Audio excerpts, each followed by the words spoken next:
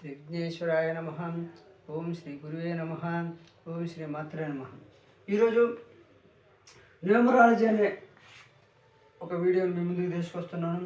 గతంలోనే చెప్పాను. అయితే ఈ న్యూమరాలజీ అనేటువంటిది వీడియో గురించి అంటే ఇంతకుముందు 1వ నంబర్ గురించి చెప్పాను. ఇప్పుడు న్యూమరాలజీ 2వ నంబర్ గురించి చెప్తాను.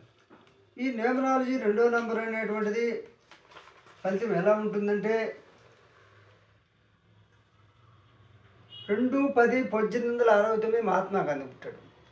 మహాత్మా గాంధీ 2వ తేదీ పుట్టాడు కాబట్టి 2వ తేదీ అనేటువంటిది చంద్రుడికి సంబంధించినటువంటి సగం కాలం కష్టం, సగం కాలం సుఖం. థామస్ ఆల్వా ఎడిసన్ కూడా 11/2/1847. థామస్ ఆల్వా ఎడిసన్ 11/2/1847 పుట్టాడు. ఇది కూడా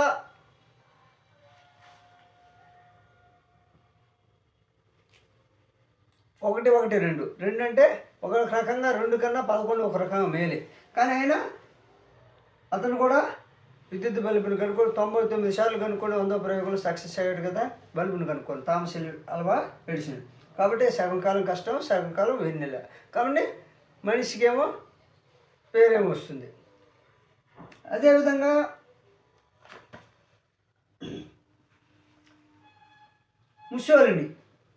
ముసోలిని అనేటువంటి ఇటలీ నియంత. ఇతను కూడా 29/7/1883 పుట్టాడు.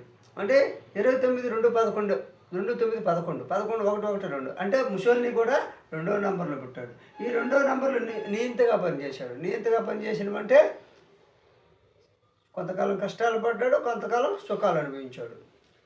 అదేవిధంగా ఈ 2వ నంబర్ వ్యక్తులకి జీవితం బాగుండాలంటే పాలిచ్చేయని వజ్రం అంటే వైడూర్యం. వైడూర్యం అంటే ముత్యం చేతికి దింగుగా వాడుకోవడం. అదేవిధంగా ఆకుపచ్చ రంగు అదృష్టము.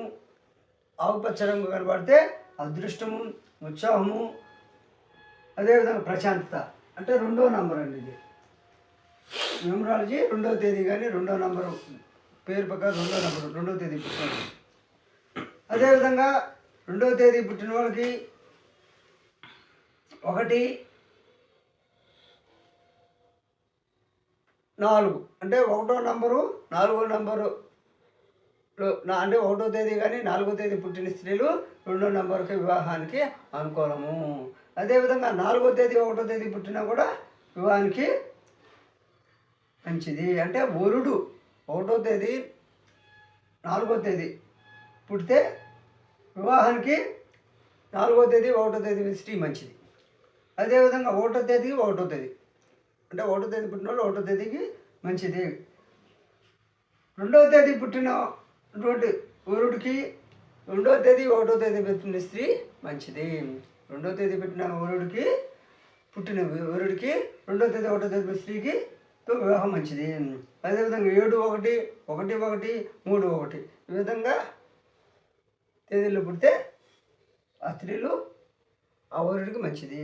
అదేవిధంగా 3వ తేదీ పుట్టిన వరుడికి 3/1 అదేవిధంగా 1/3 తేదీలో పుట్టిన స్త్రీతో వివాహం జరిపించడం మంచిది. అదేవిధంగా 6వ తేదీ పుట్టిన వరుడికి 1/1/1/6/6/1 ఆ తేదీలో పుట్టిన స్త్రీలు మంచిది. 7వ తేదీ పుట్టిన స్త్రీలు వరుడికి 7/1/1/1 తేదీలు పుట్టితే మంచిది. ఇప్పుడు చూడు 2, 11, 20, 29 తేదీ వారు సాయం చేసే గుణం ఉంటుంది.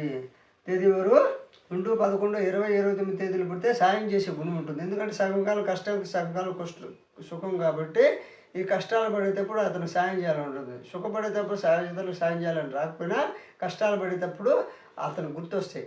మన కష్టం ఇతరులు పడకూడదని సాయం చేసే గుణం ఉంటుంది 2వ తేదీ పుట్టిన వాళ్ళు. 2కి 1, 3, 4, 8 స్వల్ప లాభం. 2వ తేదీ పుట్టిన వాడికి 1వ తేదీ 3వ తేదీ అంటే 1వ నంబరు 3వ నంబరు 4వ నంబరు 8వ నంబరు స్వల్ప లాభము. అదేవిధంగా భాగస్వామ్య వ్యాపారం అనేటువంటిది 2వ నంబర్ పుట్టిన వాడికి 1, 3 1వ తేదీ పుట్టిన వాళ్ళతో 3వ తేదీ పుట్టిన వాళ్ళతో లేదా 1వ నంబరు 3వ నంబర్ దాని తేదీలు అంటే నంబరే కాబట్టి నాలుగో తేదీ 7వ తేదీ పుట్టినతో రెండో నెంబర్ వాళ్ళు వ్యాపారం చేస్తే మంచిది. రెండో తేదీ పుట్టిన వాళ్ళు 1వ నంబరు 1వ తేదీ 3వ తేదీ 4వ తేదీ 7వ తేదీ పుట్టిన వాళ్ళతో వ్యాపారం చేస్తే మంచిది.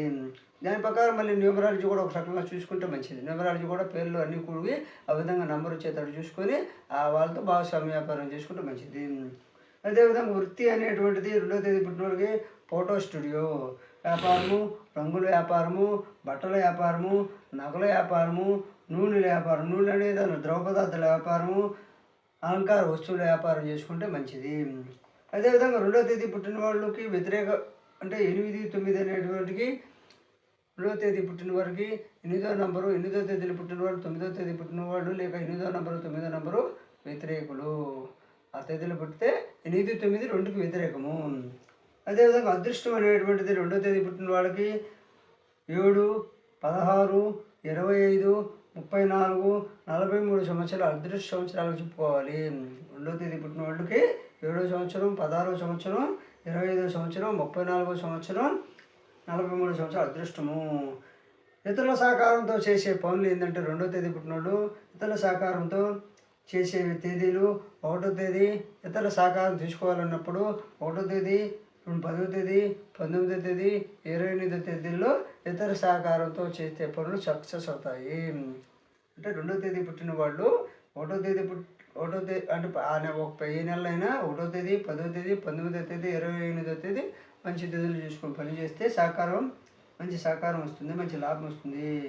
ఈ 2వ తేదీ పుట్టిన వాళ్ళకి జరిగే ముఖ్య సంఘటనలు ఎప్పుడంటే రెండో ఏట అంటే ముఖ్య సంఘటనలు అనేటువంటి 2, 11, 20, 29 సంవత్సరాలు ముఖ్య సంఘటనలు జరుగుతాయి. 2వ తేదీ పుట్టిన వాళ్ళకి 2వ తేదీ, 2వ సంవత్సరం, 11వ సంవత్సరం, 20వ సంవత్సరం, 29వ సంవత్సరం ముఖ్య సంఘటనలు జరుగుతాయి.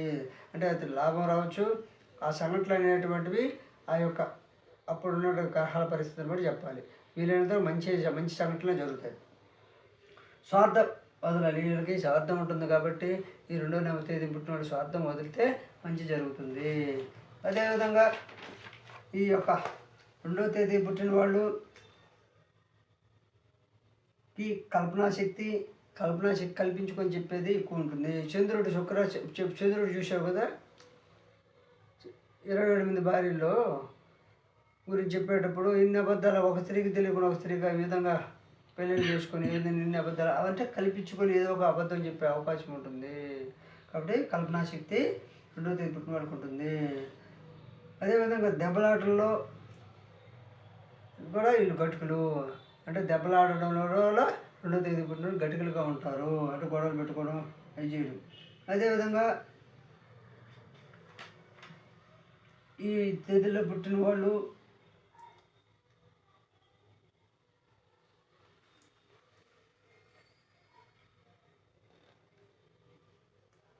కళ్ళజోడు ధరించేవారుగా ఉంటారు అని కొన్ని శాస్త్రాల్లో తెలియజేస్తుంది.